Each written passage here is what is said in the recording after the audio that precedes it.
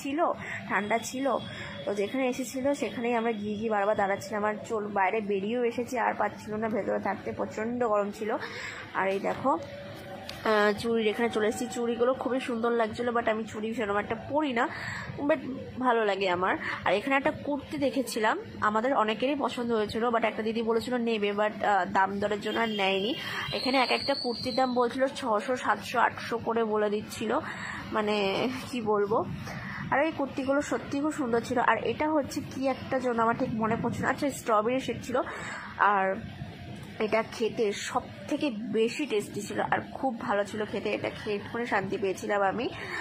আর এই দেখো এই ইয়েলো কালারের যে কুর্তিটা, এটা আমার প্রচণ্ড পছন্দ হয়েছিল, খুব পছন্দ হয়েছিল। আর এখান থেকে যাচ্ছিলাম, আর এখানকার জিনিস কালেকশনগুলো খুবই ভালো।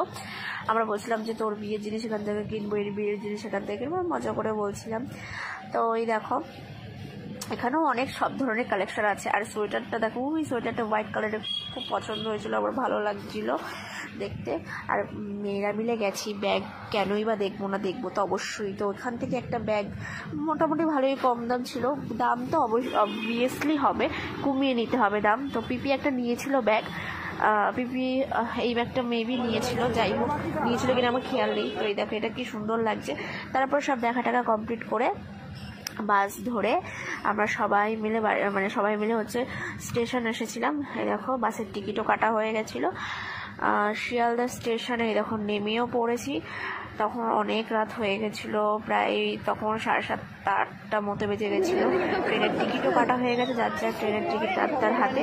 আর এখানেও আমাদের পাঁপড় খাওয়া অফ নেই, ওই দেখো ওই পারতে খাত বাড়ি দিচ্ছে যে এনে খা। আর এগুলো হচ্ছে পাস্তা পাঁপড়, খেতে খুবই স্বাদ লাগে, খেতে খুবই টেস্টি। তো আমি খাচ্ছিলাম, আর দেখো এদিকে কত ভিড়, প্রচণ্ড ভিড় ছিল ট্রেনে।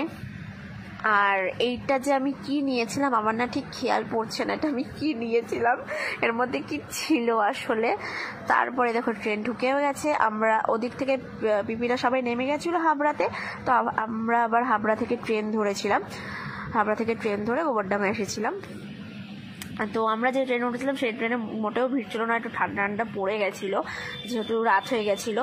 আর বাড়ি এসে দেখি যে মায়ের পার্সেলটা রিসিভ করেছে, এটা চলো তোমাদের পরে দেখাই। এটা এমনিও খুব সুন্দর, এই দেখো ভালোই সুন্দর এটা, বাট আমি রিটার্ন করে দিয়েছি, কারণ এই যে সাদা সাদা লোমগুলো আছে সেগুলো না প্রচণ্ড উঠছিল, সেজন্য রিটার্ন করে দিয়েছি। তোমাদের লিঙ্ক লাগে আমাকে বলো, আমি দিয়ে দেবো। আর এটা হচ্ছে সেই 3D পাজেল, এই 3D পাজেল হচ্ছে খুবই সুন্দর, কিন্তু সাজাতে গেলে পুরো